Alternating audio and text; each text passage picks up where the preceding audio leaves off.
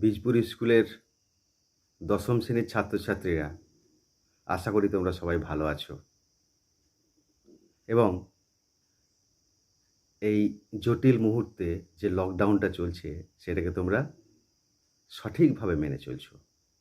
তো সে যাক, আজকে তোমাদেরকে আমি ইংরেজির ক্লজগুলো নিয়ে একটু আলোচনা করব।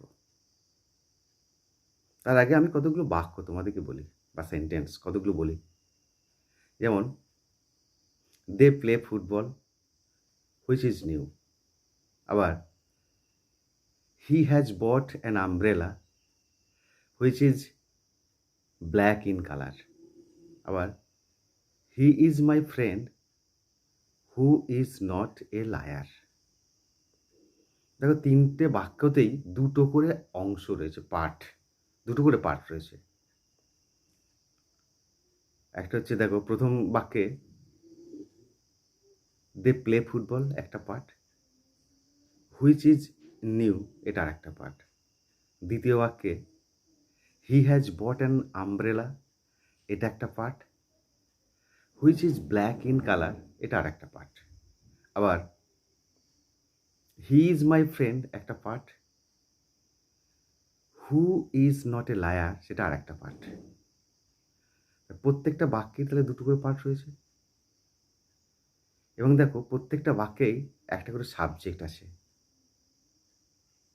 যেমন হচ্ছে, প্রথম বাক্যে দে, দ্বিতীয় বাক্যে হি এবং তৃতীয় বাক্যে আবার হি, এগুলো হচ্ছে সাবজেক্ট। আবার দেখো, ফাইনাইট ভাবও রয়েছে।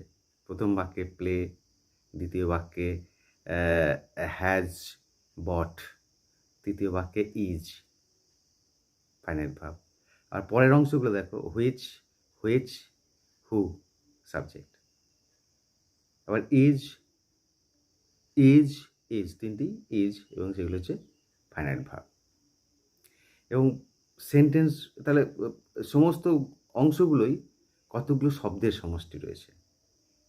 যেমন দে প্লে ফুটবল কতগুলো শব্দের সমষ্টি, হুইচ ইজ নিউ শব্দের সমষ্টি। আবার he has bought an umbrella শব্দের সমষ্টি, which is black in colour শব্দের সমষ্টি, হি ইজ মাই ফ্রেন্ড শব্দের সমষ্টি, হু ইজ নট এ লায়ার শব্দের সমষ্টি।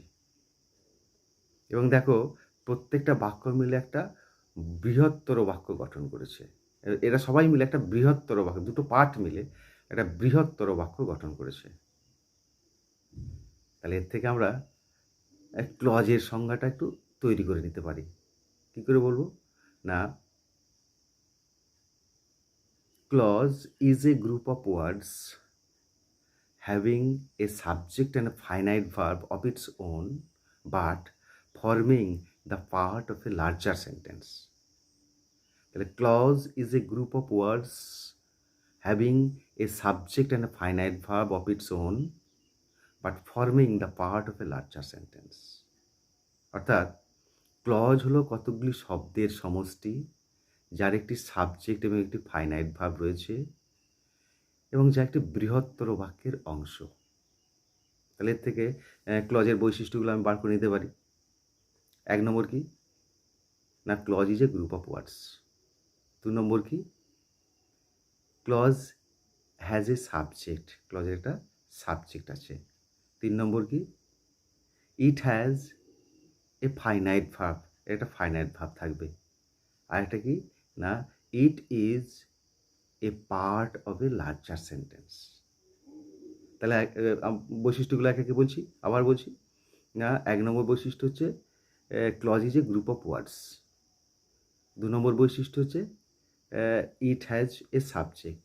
3 নম্বর কি, it has a finite verb. 4 number কি না, it is a part of a larger sentence. তাহলে তাহলে আমরা ক্লজের সংজ্ঞা পেলাম এবং ক্লজ এর বৈশিষ্ট্যগুলোও পেলাম। এরপর আমরা যাব ক্লজ কয় প্রকার এবং কী কী। ক্লজ মূলত 3 প্রকার। একটা হচ্ছে প্রিন্সিপাল ক্লজ বা মেন ক্লজ, 2 নম্বর হচ্ছে সাবঅর্ডিনেট ক্লজ বা ডিপেন্ডেন্ট ক্লজ এবং 3 নম্বর হচ্ছে কোঅর্ডিনেট ক্লজ। প্রিন্সিপাল ক্লজ বা মেন ক্লজ কাকে বলবো না যে ক্লজ তার অর্থ সম্পূর্ণ করার জন্য অন্য কোনো ক্লজের সাহায্য নেয় না, তাকেই প্রিন্সিপাল ক্লজ বা মেন ক্লজ বলবো। অর্থাৎ যে ক্লজ তার অর্থ নিজেই সম্পন্ন করতে সক্ষম তাকে আমরা প্রিন্সিপাল ক্লজ বা মেন ক্লজ বলবো। আবার এই ক্লজটি যেহেতু স্বাধীনভাবে তার অর্থ প্রকাশ করতে সক্ষম, তাকে বলা হয় ইন্ডিপেন্ডেন্ট ক্লজ। তাহলে আমরা প্রিন্সিপাল ক্লজ জানলাম। এখানে যে যেমন হচ্ছে কি, তোমরা যে প্রথম 3টে বাক্য বললাম সেই 3টে বাক্যের মধ্যে প্রিন্সিপাল ক্লজগুলো খুঁজে নিই। দে প্লে ফুটবল, এটা হলো principal clause. They play football which is new, এখানে দে প্লে ফুটবলটা হচ্ছে প্রিন্সিপাল ক্লজ, কারণ সে তার নিজের অর্থ সম্পূর্ণ করতে সক্ষম, আর হুইচ ইজ নিউ এর সাহায্যের প্রয়োজন হচ্ছে না। আবার he has buy an umbrella, এই হি হ্যাজ বাই অ্যান আমব্রেলাটা হচ্ছে প্রিন্সিপাল ক্লজ বা মেন ক্লজ। কারণ হচ্ছে কি, which is black in colour এটা ছাড়াই এই বাক্যের অর্থ সম্পূর্ণ হচ্ছে। আবার হি ইজ মাই ফ্রেন্ড, দেখো এখানেও কিন্তু হি ইজ মাই ফ্রেন্ড হচ্ছে প্রিন্সিপাল ক্লজ, কারণ কি না হু ইজ নট এ লায়ার এটা আমার প্রয়োজন হচ্ছে না, এর অর্থ এটা ছাড়াই এই অর্থটা সম্পন্ন হচ্ছে। তাহলে এটাকে বলা হচ্ছে কি হি ইজ মাই ফ্রেন্ডটা কি না, এটা প্রিন্সিপাল বা মেন ক্লজ। এরপর আমরা যাবো সাবঅর্ডিনেট ক্লজ। কাকে বলবো না, যে ক্লজ প্রিন্সিপাল ক্লজের উপর নির্ভরশীল, অর্থাৎ যে ক্লজ তার অর্থ সম্পূর্ণ করতে গেলে প্রিন্সিপাল ক্লজের সাহায্য নেয়, সেই ক্লজটাকে বলবো আমরা সাবঅর্ডিনেট ক্লজ। এবং যেহেতু এটি প্রিন্সিপাল ক্লজের উপর নির্ভরশীল তার অর্থ সম্পূর্ণ করতে, তাই এটাকে বলা হচ্ছে ডিপেন্ডেন্ট ক্লজ। তাহলে হলো ডিপেন্ডেন্ট ক্লজ। তাহলে এখানে ডিপেন্ডেন্ট ক্লজ কোনটা না, যে they play football which is new, তাহলে হুইচ ইজ নিউ হচ্ছে ডিপেন্ডেন্ট ক্লজ বা সাবঅর্ডিনেট ক্লজ। যে ক্লজ প্রিন্সিপাল ক্লজের উপর নির্ভরশীল তাকে বলে সাবঅর্ডিনেট ক্লজ বা ডিপেন্ডেন্ট ক্লজ। তাহলে ডিপেন্ডেন্ট, তারপর কি which is black in colour, যেমন হচ্ছে কি he has buy an umbrella which is black in colour, তাহলে হুইচ ইজ ব্ল্যাক ইন কালারটা হচ্ছে কি সাবঅর্ডিনেট ক্লজ বা কি সাবঅর্ডিনেট ক্লজ বা কি বলছি সাবঅর্ডিনেট ক্লজ বা ডিপেন্ডেন্ট ক্লজ। হ্যাঁ, সাবঅর্ডিনেট ক্লজ বা ডিপেন্ডেন্ট ক্লজ বলা হচ্ছে। আবার he is my friend who is not a liar, এখানেও যে হু ইজ নট এ লায়ারটা হচ্ছে সাবঅর্ডিনেট ক্লজ বা ডিপেন্ডেন্ট ক্লজ।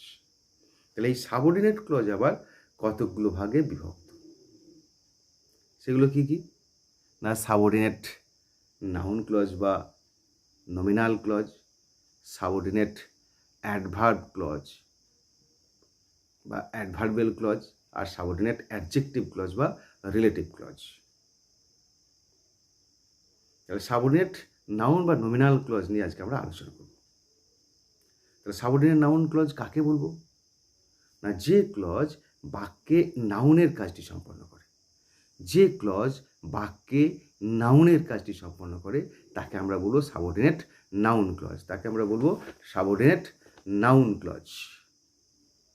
তাহলে নাউন বাক্যে কী কী কাজ করে না, নাউন বাক্যে বেশ কতগুলি কাজ করে থাকে, যেমন subject to a verb, 2 number object to a transitive verb, 3 number complement to an intransitive verb, 4 number object to a preposition, 5 number noun in apposition, 6 number apposition of it.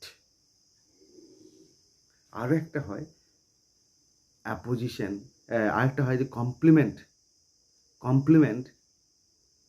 Two an adjective, complement to an adjective. তাহলে এতগুলো কাজ করে noun. তাহলে noun ক্লজও সেই কাজগুলো করবে, noun যে কাজগুলো বাক্যে করে নাউন ক্লজও সেই কাজগুলো করবে, তাই তাকে নাউন ক্লজ বা নমিনাল ক্লজ বলা হচ্ছে। তাহলে প্রথমে সাবজেক্ট টু এ ভার্ব, আমরা জানি Ram plays football, subject to a verb, Ram plays football, Ram হচ্ছে সাবজেক্ট, রাম নাউন, সে সাবজেক্ট হিসেবে বলতে হচ্ছে Ram plays football.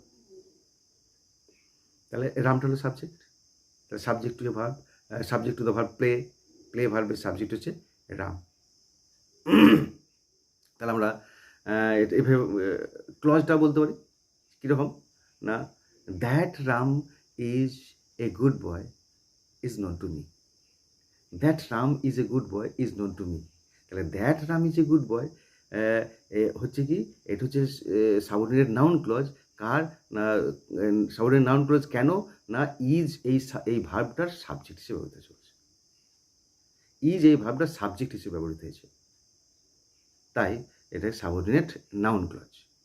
Subject to the verb is ভার্বের subject, that Ram is a good বয়।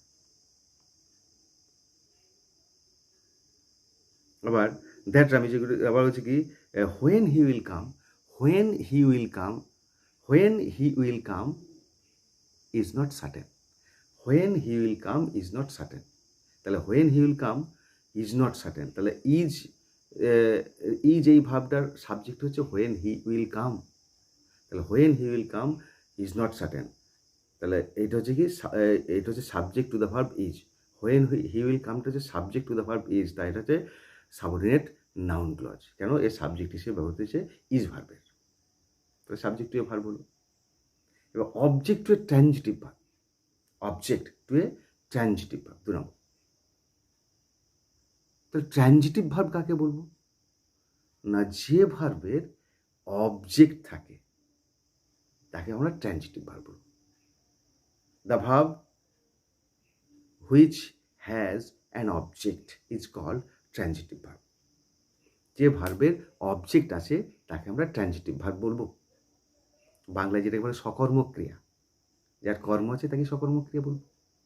তাহলে আমরা এখানে আমরা ট্রানজিটিভ ভার্বের ব্যবহারটা করছি, অবজেক্ট ট্রানজিটিভ ভার্বটা যার অবজেক্ট আছে সেটা নিয়ে ব্যবহার করছি আমরা। ট্রানজিটিভ ভার্বটা, ট্রানজিটিভ ভার্বের অবজেক্ট হিসেবে আমরা নাউনকে ব্যবহার করছি। হ্যাঁ, ট্রানজিটিভ ভার্বের অবজেক্ট হিসেবে নাউনকে আমরা ব্যবহার করছি কীরকম না, I know that he is honest, I know that he is honest. তাহলে আই নো, এই নো ভার্বের অবজেক্ট হচ্ছে that he is honest, know ভার্বের অবজেক্ট হচ্ছে দ্যাট হি ইজ অনেস্ট, অর্থাৎ দ্যাট হি ইজ অনেস্ট হচ্ছে object to the verb know, তাই এটা হচ্ছে সাবঅর্ডিনেট নাউন ক্লজ। আবার he informs that he will come, he informs that he will come, সে inform করছে যে সে আসবে, তাহলে ইনফর্মস এই ভাবটার অবজেক্ট হচ্ছে দ্যাট হি উইল কাম। তাহলে দ্যাট উইল কামটা হচ্ছে ইনফর্মস এই ভাবটার অবজেক্ট, তাই এটা হচ্ছে সাবঅর্ডিনেট নাউন ক্লজ, যা কিনা object of a transitive verb. Object যা হচ্ছে অবজেক্ট হচ্ছে কার না, এই ইনফর্মস এই ভার্বটার object to the verb informs, এটা হচ্ছে ইনফর্মস ভার্বের অবজেক্ট হিসেবে হতেছে, তাই এটাকে সাবঅর্ডিনেট নাউন ক্লজ বলা হচ্ছে। তাহলে অবজেক্ট হলো, object to a transitive verb হলো। এবার complement to an intransitive verb, intransitive ভার্বের কমপ্লিমেন্ট হিসেবে, সেটা কীরকম, তাহলে ইনট্রানজিটিভ ভার্ব কাকে বলবো, তাহলে ট্রানজিটিভ ভার্বের অপোজিটটা হচ্ছে ইনট্রানজিটিভ ভার্ব, অর্থাৎ যে ভার্বের কর্ম থাকে না, যে ভার্বের অবজেক্ট থাকে না, যে ভার্বের অবজেক্ট বা কর্ম থাকে না তাকে বলা হচ্ছে ইনট্রানজিটিভ ভার্ব, বাংলায় যেটা হচ্ছে অকর্মক ক্রিয়া। তাহলে অকর্মক ক্রিয়া, যেটা কর্ম নাই তাহলে কী থাকবে না, কমপ্লিমেন্ট থাকবে, সেভাবে কী থাকবে, কমপ্লিমেন্ট, সম্পূরক থাকবে। কমপ্লিমেন্ট কি, that completes the sentence. Complement কথাটার অর্থ হচ্ছে সম্পূরক, যা বাক্যের অর্থকে সম্পূর্ণ করে, তাই এর নাম হচ্ছে কমপ্লিমেন্ট। তাহলে সেটা মনে হচ্ছে কি,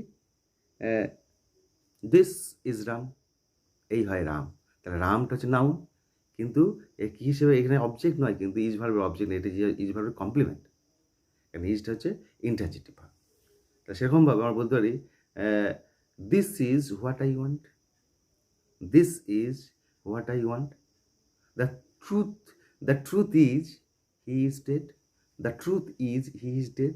তাহলে এইগুলো হচ্ছে কি ইজ, এই ইনট্রানজিটিভ ভার্ব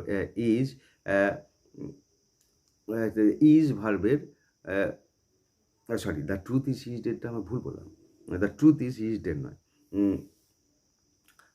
কী বললাম প্রথমে, কমপ্লিমেন্ট, তাই তো, this is what I want, the truth is that he is dead, the truth is that he is dead, এটা হচ্ছে complement to the verb is. আবার this is what I want, তাহলে এই what I want হচ্ছে is ভার্বের complement, তাই এটা হচ্ছে সাবঅর্ডিনেট নাউন ক্লজ। তাহলে complement to an interjective verb হলো। তাহলে অবজেক্ট অফ এ প্রিপোজিশন বা অবজেক্ট টু এ প্রিপোজিশন, প্রিপোজিশনের অবজেক্ট সেটা কি না, যেমন হচ্ছে কি দেখো, ইট ডিপেন্ডস অন রাম, তাকে ডিপেন্ডস অন রাম, এই যে অন প্রিপোজিশনের অবজেক্ট হচ্ছে রাম, রামটা নাউন, অর্থাৎ আমরা নাউন অবজেক্ট প্রিপোজিশন অবজেক্ট হিসেবে ব্যবহৃত হয়। তাহলে আমরা বলবো এই ডিপেন্ডস ভাবটা দিয়ে বলি, it depends on how he behaves, it depends on how he behaves, তাহলে হাউ হি বিহেভসটা এই অন প্রিপোজিশনের অবজেক্ট, তাই এটা object to a preposition subordinate noun clause. আবার কি, আবার রয়েছে I know nothing of what he says, I know nothing of what he says, সে কি বলে আমি তার কিছুই বুঝি না, কিছুই জানি না, সে কি বলে আমি তার কিছুই জানি না। I know nothing of what he says, তাহলে অফ হোয়াট হি সেজ, এই হোয়াট হি সেজ এটা হচ্ছে কি না অফ প্রিপোজিশনের অবজেক্ট, তাই এটাও সাবঅর্ডিনেট নাউন ক্লজ। তাহলে প্রিপোজিশনের অবজেক্ট হলো অবজেক্ট টু প্রিপোজিশন। এবার apposition, appositive use of noun, noun in apposition, যেমন কি মানে অ্যাপোজিশন সেটা কীরকম না, যেমন এটা দেখো, Akbar the great empire of India was illiterate, the Akbar the great empire of India was illiterate, এখানে দ্য গ্রেট এম্পায়ার অফ ইন্ডিয়াটা হচ্ছে এই আকবরের অ্যাপোজিশন, এই আকবর এই নাউনটার অ্যাপোজিশন। সেরকম there is a rumour that he is dead, there is a rumour that he is dead, যে দ্যাট হি ইজ ডেডটা এই রিউমার এর অ্যাপোজিশন হলো। আবার অ্যাপোজিশন ইউজ অফ ইট, ইটের অ্যাপোজিশন, নাউন ব্যবহৃত হয় ইটের অ্যাপোজিশন হিসেবে, সেটা কীরকম না, it is known to all, it is known to all that he is honest, it is known to all that he is honest, এই যে দ্যাট হি ইজ অনেস্টটা ইট এর অ্যাপোজিশন, অ্যাপোজিশন অফ ইট। আবার কমপ্লিমেন্ট অফ অ্যাডজেক্টিভ, যেমন হচ্ছে it is true, it is true that he is dead, it is true that he is dead, এই যে এই true এর কমপ্লিমেন্ট হচ্ছে দ্যাট হি ইজ ডেড। তাহলে এইভাবে নাউন ক্লজ বাক্যে ব্যবহৃত হয় যেমন নাউন ব্যবহৃত হয়। তাহলে আশা করি তোমাদেরকে কিছুটা হলেও বোঝাতে পেরেছি। আজকে নাউন ক্লজ পর্যন্তই থাকবে। তাহলে নাউন ক্লজের ব্যবহারগুলো আমি বলে দিই আগে আগে। Subject to a verb, object to a transitive verb 2, complement to an interjective verb 3, 4 number হচ্ছে object to a preposition, 5 number হচ্ছে কি অ্যাপোজিটিভ ইউজ অফ নাউন বা নাউন ইন অ্যাপোজিশন, তারপরে 6 নম্বর কি বললাম না অ্যাপোজিশন অফ ইট, 7 নম্বর বললাম কি না কমপ্লিমেন্ট টু অ্যান অ্যাডজেক্টিভ, অ্যাডজেক্টিভের কমপ্লিমেন্টেশন। তাহলে এই পর্যন্ত থাকছে আজকে। পরের পর্বে আবার বাকিগুলো হবে। সকলকেই আমার অনেক আশীর্বাদ। আশা করি কিছুটা হলেও তোমাদেরকে বোঝাতে পেরেছি আমার ক্ষুদ্র প্রচেষ্টা। Good bye.